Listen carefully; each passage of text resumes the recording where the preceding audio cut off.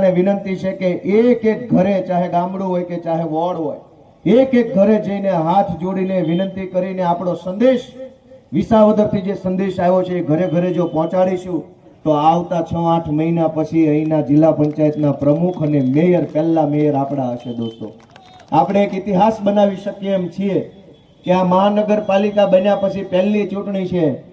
સુરેન્દ્રનગરના ઇતિહાસનો પહેલો મેયર જો આમ આદમી પાર્ટીમાંથી બને તો તકતી ઉપર લખાઈ જાય કાયમ માટે.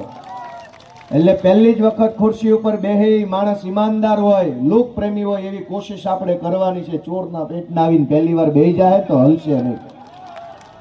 એટલે દોસ્તો, આપણે ખૂબ મહેનત કરવાની છે. ભગવાન આપણને બળ આપે, ઈશ્વર આપણને શક્તિ આપે એવી પ્રાર્થના કરું છું.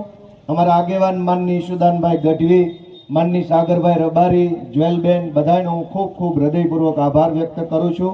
અવાજ ઉઠાવે એમ નહોતું તે દિવસે રાજુભાઈ કરપડા સતત ખેડૂતો માટે લડતા આવ્યા છે અને એ ખેડૂતો માટે લડતા લડતા અનેક વખત એમણે પોલીસના કેસનો, ખોટા કેસનો, જેલનો સામનો કરવો પડ્યો.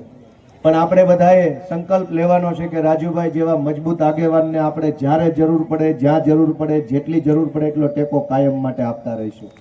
કેમ કે હજળબમ આગેવાનો વારે ઘડીએ મળતા નથી. લોંદા મારવા વાળા, ફાંકા ફોજદારી કરવા વાળા એક ખટારો આગેવાન મળી રહે, પણ ગર્જના કરવા વાળો માણસ 100 વર્ષે એક વખત મળતો હોય છે.